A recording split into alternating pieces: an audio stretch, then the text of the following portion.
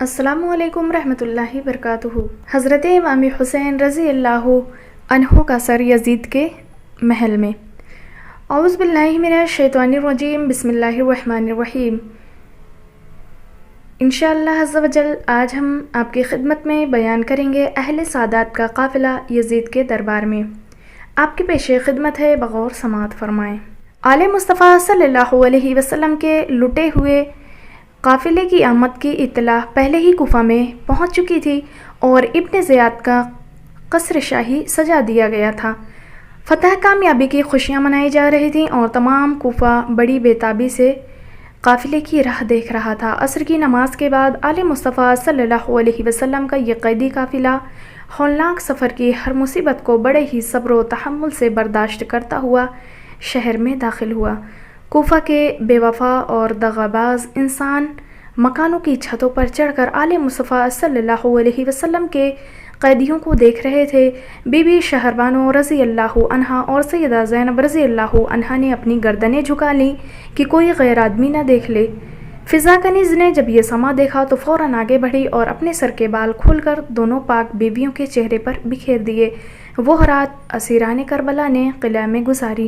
نہ کوئی شمع تھی، نہ کوئی چراغ، نہ کوئی دری، نہ کوئی بچھونا۔ واہ مولا، تیری شان بے نیازی کے قربان، ساری کائنات کو کفر کے اندھیروں سے نکال کر اسلام کی روشنی میں لانے والے اور اسی کوفہ والوں کو بھی شرک کی تاریکیوں سے نکال کر توحید کے اجالے میں لانے والے آج اسی کوفہ کے قلعہ کی ایک تنگ و تاریک کوٹھری میں بند ہیں اور اپنے تو اپنے رہے دشمنوں کو بھی بچھونے دینے والے آج اپنوں کے ہاتھوں ننگی زمین پر پڑے ہیں۔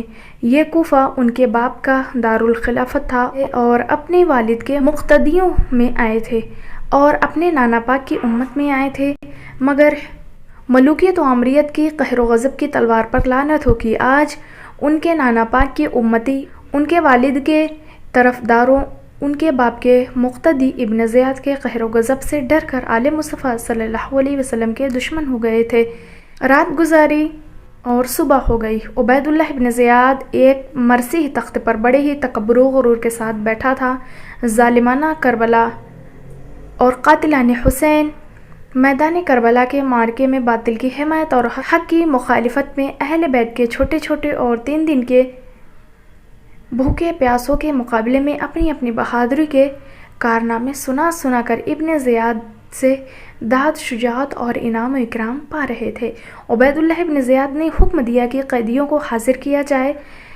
پھر آل مصطفیٰ صلی اللہ علیہ وسلم کے قیدی ابن زیاد کے سامنے اس طرح پیش ہوئے کہ عابد بیمار کا گلا آہنی زنجیروں کی رگڑوں سے زخمی ہو چکا تھا اور اس سے خون بہہ رہا تھا۔ حضرت مسلم رضی اللہ عنہ اور امام حسین کی بچیوں کے ہاتھ پیچھے بندھے ہوئے سن ہو چکے تھے اور بی بی شہربانو اور سیدہ زینب کے بازوؤں پر رسیوں کے نشان پڑ چکے تھے اور امام پاک کا سر مبارک ابن زیاد کے سامنے پڑا تھا۔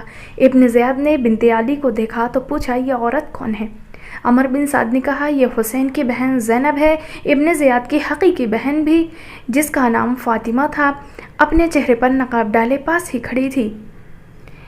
بنت علی نے ایک کوفی سے پوچھا، یہ عورت جس کے چہرے پر نقاب ہے کون ہے؟ اس نے کہا، یہ فاطمہ ابن زیاد کی بہن ہے۔ عبداللہ ابن زیاد نے سیدہ زینب سے کہا، زینب، تمہارے بھائی حسین نے یزید کے خلاف بغاوت کی سزا پالی اور تم نے بھی یزید کی نافرمانی کا انجام دیکھ لیا۔ اللہ کا شکر ہے مجھے حسین رضی اللہ عنہ پر فتح ہو گئی۔ بنت علی نے فرمایا، ابن زیاد، یہ تیرے لیے ڈوب مرنے کا مقام ہے کہ تیری یہ بہن فاطمہ، جس کا نام محض میری ماں فاطمہ کے نام پر عزت و تقدس کے لیے رکھا گیا ہے، پردے میں ہو اور سچی فاطمہ کی بیٹی تیرے دربار میں بے حجاب کھڑی ہو اور تیری ماں بہنیں تو حجاب کے احکام کی تعمیل کریں جن پر حجاب کی آیتیں نازل ہوئیں، ان کی بہو بیٹیاں آج تیرے سامنے بے نقاب ہوں۔ ابن زیاد، حیا کر اور نگاہیں نیچی کر لے ورنہ ابھی قیامت ٹوٹ پڑے گی۔ ابن زیاد، میرے بھائی حسین نے حق و باطل کا فیصلہ کر دیا اور فتح تیری نہیں، فتح حسین کی ہوئی ہے، اس لیے کہ میرے بھائی نے نہ صرف یہ کہ تمہارے فسق و فجور اور تمہاری ملوکیت پر فتح پائی بلکہ حسین نے حق و ہدایت کی حمایت میں مسلمانوں کی دل بھی فتح کر لیے ہیں۔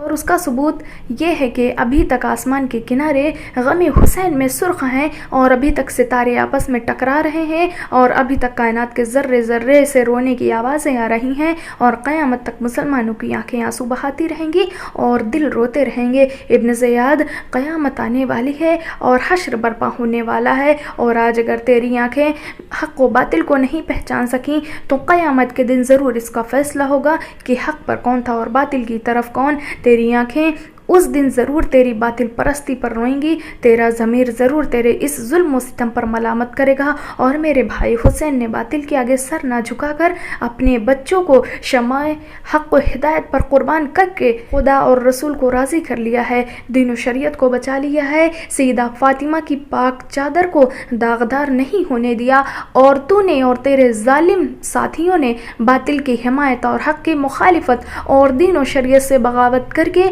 خدا اور اس کے رسول صلی اللہ علیہ وسلم کو ناراض کر لیا، دین و ایمان برباد کر لیا، عاقبت خراب کر لی، اور بنی امیہ کے دامن پر ایسا سیاہ داغ لگا دیا کہ جسے اب قیامت تک نہیں مٹایا جا سکتا، اور اس ظلم و ستم کی سزا میں قیامت تک مسلمان تجھ پر اور تیرے سنگ دل ساتھیوں پر لعنت برساتے رہیں گے۔ ابن زیاد بنت علی کی اس حق گوئی سے شرمندہ ہو گیا اور اپنی چھڑی سید الشہداء کے لبوں پر مارنے لگا۔ حضرت زید بن ارقم جو صحابی رسول صلی اللہ علیہ وسلم تھے دیکھ نہ سکے اور گرج کر بولے، ادب کر اے بے حیا، خدا کی قسم میں نے ان لبوں پر نبی کریم صلی اللہ علیہ وسلم کو بوسہ لیتے ہوئے دیکھا ہے۔ ابن زیاد غضبناک ہو کر بولا، اگر تو صحابی رسول نہ ہوتا تو تجھے ضرور قتل کر دیتا۔ حضرت زید رضی اللہ عنہ نے غصے سے فرمایا کہ رسول کے صحابی کی تو یہ عزت اور رسول اللہ صلی اللہ علیہ وسلم کے نواسے سے یہ توہین، شرم کر۔ ابن زیاد نے پھر زین العابدین سے پوچھا کہ تو کون ہے؟ آپ نے فرمایا، میرا نام زین العابدین ہے اور میں امام حسین کا بیٹا ہوں۔ ابن زیاد، تو کیسے بچ گیا؟ علی عابد رضی اللہ عنہ نے فرمایا، موت و حیات اللہ کے ہاتھ میں ہے۔ ابن زیاد نے کہا، تیرے باپ نے خلیفہ یزید کے خلاف بغاوت کر کے ذلت خرید لی۔ عابد رضی اللہ عنہ نے فرمایا، نہیں، میرے باپ نے حق کی حمایت میں سر دے کر عزت حاصل کر لی، اور اس کا ثبوت یہ ہے کہ ان کے سر سے آج بھی قرآن پاک کی تلاوت کی آواز آ رہی ہے۔ ابن زیاد نے کہا، تو بھی یزید کا باغی ہے؟ علی عابد فرماتے ہیں، ہاں، میں بھی حق کا حمایتی ہوں، باطل کی حمایت کا انجام تم دیکھ لو گے۔ ابن زیاد نے کہا، حق کی حمایت کی سزا تو نے دیکھ لی ہے، کیا یزید امیر المومنین تیرا نہیں ہے؟ علی عابد فرماتے ہیں کہ نہیں۔ ابن زیاد نے کہا، کیوں؟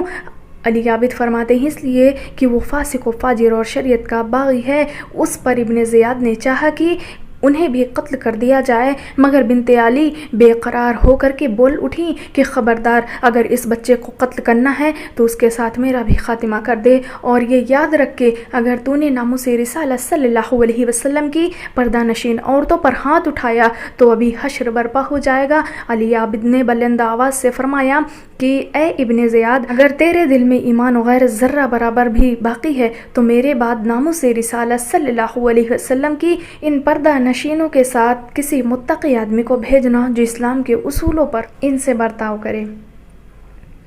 ابن زیاد کے حکم سے قیدیوں کی رسیاں اور کس دی گئیں، اور پھر اہل سادات کا یہ مظلوم قافلہ دمشق کی طرف روانہ ہو گیا۔ ان کے ہاتھ الٹے بندھے ہوئے تھے، رسیوں سے بدن جکڑے ہوئے تھے، اونٹوں کی ننگی پشتوں پر سوار تھے۔ سخی لجپال کا سر اقدس نیزے پر لٹکا ہوا تھا، اور ان کا وارث آج خدا کے سوا کوئی بھی نہیں تھا۔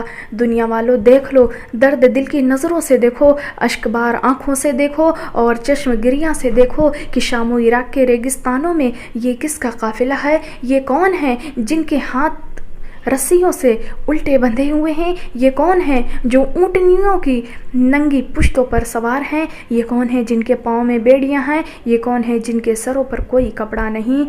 تو سنو، شانہ کائنات پر اپنی رحمت و برکت کی چادر دینے والے آج بے پردہ ہیں، قیامت کے دن گناہ گاروں کی مدد کرنے والے آج خود بے یار و مددگار ہیں، اور نسل انسانی کے قیدیوں سے اچھا برتاؤ کرنے کی تلقین کرنے والے آج خود ظالمانہ سلوک برداشت کر رہے ہیں۔ خدا کی شان بے نیازی، سادات کے مظلوم قیدیوں کا قافلہ بڑے ہی صبر و شکر کے ساتھ اس مصیبت میں بھی ذکر الہی کرتا ہوا چلا جا رہا تھا۔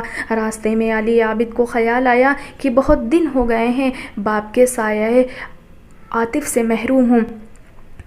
ارادہ کیا کہ باپ کے سر کو سلام کروں، مگر یہ دیکھ کر کہ ہاتھوں میں ہتھ کڑیاں ہیں خاموش ہو گئے۔ اور ادھر یزید اپنے شہنشاہی دربار میں ایک سنہری تخت پر قیصر و کسریٰ جیسی شان و شوکت کے ساتھ بیٹھا تھا۔ ارد گرد مسلح پہرے دار ہاتھوں میں نیزے لیے کھڑے تھے۔ کنیزیں اور غلام چاروں طرف بدن پر ریشمی لباس اور سروں پر سونے کی ٹوپیاں پہنے خدمت گزاری کے لیے حاضر تھے۔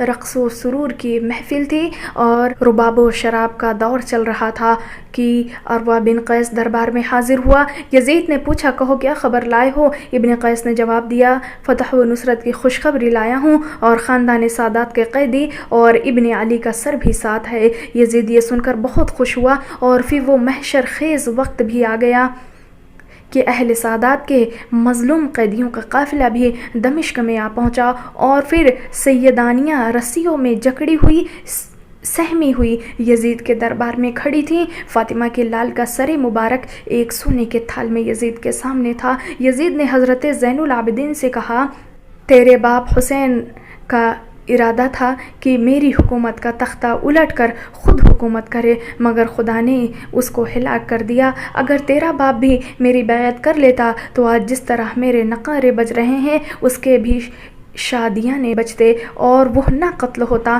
نہ اس کے بچے قتل ہوتے، اور نہ ہی تم قیدی بنتے۔ پھر ہاشمی شیر کی گرج نے یزید کے قصر و شاہی کی دیواریں ہلا دیں اور بولے، خاموش!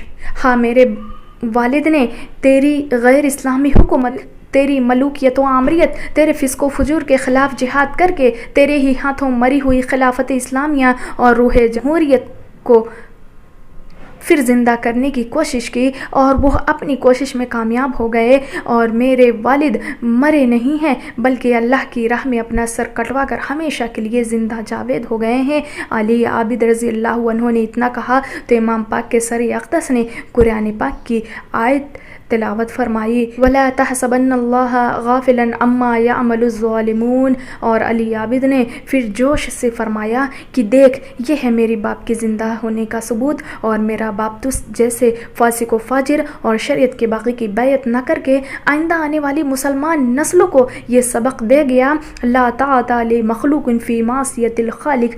ابھی آپ بیان کر ہی رہے تھے کہ دمشق کی جامع مسجد سے ظہر کی نماز کی اذان کی آواز آئی۔ سید پھر جوش میں آ گیا اور بلند آواز سے فرمایا، اے خدا اور رسول کے باغی یزید، اذان میں میرے نانا پاک کا نام ہے یا تیرے باپ کا؟ یزید خاموش ہو گیا، اور حسینی شیر نے فرمایا کہ تیری فتح و نصرت کے نعرے بج کر ختم ہو جائیں گے، مگر میرے نانا مصطفیٰ صلی اللہ علیہ وسلم کی اذان قیامت تک ہوتی رہے گی۔ اور پھر بولے، بیمار ہوں، یتیم ہوں، بے کس ہوں، بے وطن ہوں، پوتا ہوں میں علی کا تو بیٹا حسین کا، بانوں کا نور چشم ہوں، عابد ہے میرا نام، باغ جہاں میں ایک ہوں پودا حسین کا۔ بولا یزید، تجھ کو بھی زندہ نہ چھوڑوں گا، کاٹوں گا جڑ سے نخل تمنا حسین کا، یوں سیدوں کی نسل مٹاؤں گا، دیکھنا جائے گی بھول نام بھی دنیا حسین کا۔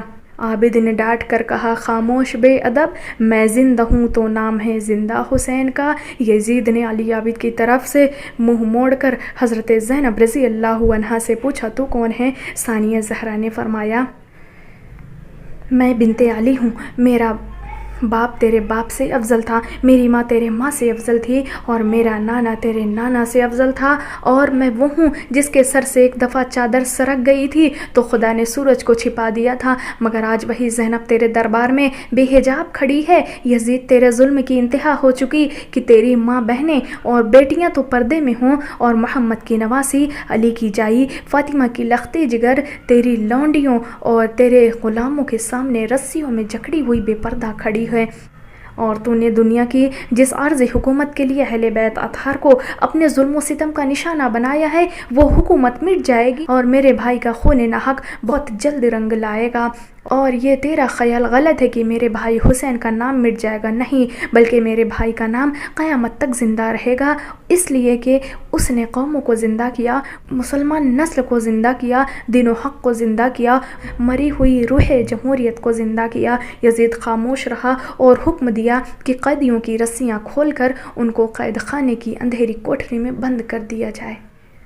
اطرت پیغمبر صلی اللہ علیہ وسلم اور شام کا قید خانہ اہل بیت دمشق کی اندھیری کوٹری۔ امام حسین کی بیٹی سکینہ اپنے باپ کی جدائی میں رو رو کر تھک چکی تھیں، آنسو خشک ہو چکے تھے اور اب قید خانے کی کوٹری میں اس کی حالت اور بھی نازک اور قابل رحم تھی۔ وہ پھوپھی زینب کے پاس جاتی تو چین نہ آتا، وہ ماں شہر بانو کے قریب ہوتی تو سکون نہ ملتا، نہ پھوپھی پاس سوتی نہ اماں پاس سوتی، برہنہ سر کھڑی تھی اور دروازے پہ روتی۔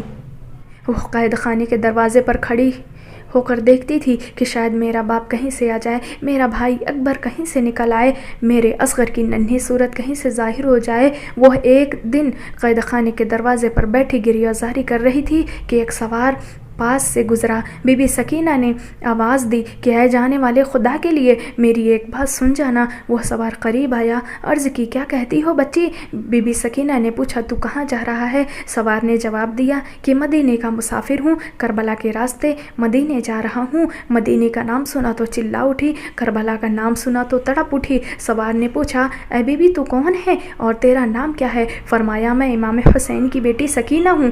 تو کربلا کو جا رہا ہے، وہاں میرے باپ حسین کی لاش ہے، اس لاش کو کلاوے میں لے کر میرا سلام عرض کرنا اور کہنا یا امام آپ کی مظلوم بیٹی سکینہ شام کے قید خانے کے دروازے پر ننگے سر بیٹھی آپ کی راہ دیکھ رہی ہے، آپ کا انتظار کر رہی ہے اور سلام عرض کرتی ہے، اور اگر وہ تجھ سے کہیں کہ میں خیمے میں سوتی چھوڑ آیا ہوں تو کہنا کہ میں اسے روتی چھوڑ آیا ہوں۔ سوار کو پیغام دینے کے بعد بی بی پاک بے ہوش ہو گئیں۔ سیدہ زینب نے اٹھایا، کوٹری میں لے گئیں۔ بچی سکینہ نے آنکھ کھولی، بھائی عابد کو دیکھا، ماں اور پھوپھی کو دیکھا اور پھر ابا حسین پکارتی ہوئی رخصت ہو گئی۔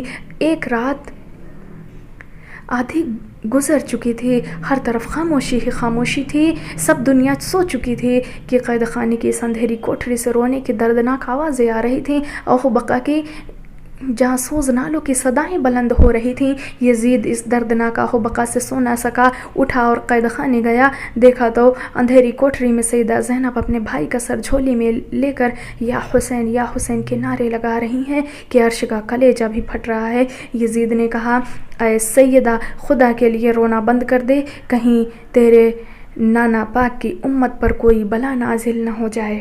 یزید کے اتنے ظلم و ستم کے بعد بھی اگر کوئی انسان اسلام کے اس باغی دین کے اس دشمن و حق و صداقت کی اس مخالفت کو امام حسین کے مقابلے میں کھڑا کر کے خلافت و امامت کے متعلق سوچتا ہے تو یہ اس کی ضلالت و گمراہی کی دلیل ہے۔ پھر اہل بیت کا یہ مقدس قافلہ، آل نبی صلی اللہ علیہ وسلم کا یہ نورانی گھرانہ، مدینہ منورہ کی پاک گلیوں اور نانا مصطفیٰ صلی اللہ علیہ وسلم کا سبز گنبد چھوڑ کر کوفہ کے ریگستان میں اس لیے آیا تھا کہ وہ حق و باطل کو بچا سکے۔ وہ آئے تھے خدا کے نور سے ظلمت مٹانے کو، وہ آئے تھے خدا کے نور سے ظلمت مٹانے کو، وہ آئے تھے رخ الحاد سے پردہ ہٹانے کو، وہ آئے تھے باطل ہر جگہ ناکام ہو جائے، وہ آئے تھے شریعت کی اطاعت عام ہو جائے، وہ آئے تھے ملے انسان کو انسان کی عظمت، وہ آئے تھے ملے قرآن کو قرآن کی عظمت۔ اس طریقے سے سیدہ زینب رضی اللہ عنہا نے اور امام زین العابدین رضی اللہ عنہ نے اپنی جوشانہ گفتگو سے یزید کو شرمندہ کیا، اور امام حسین رضی اللہ عنہ کا سر اقدس وہاں یزید کے دربار میں بھی تلاوت کرتا رہا۔ ہے کہ آپ لوگوں کو میری بات سمجھ میں آ گئی ہوگی۔ السلام علیکم رحمۃ اللہ تعالی وبرکاتہ۔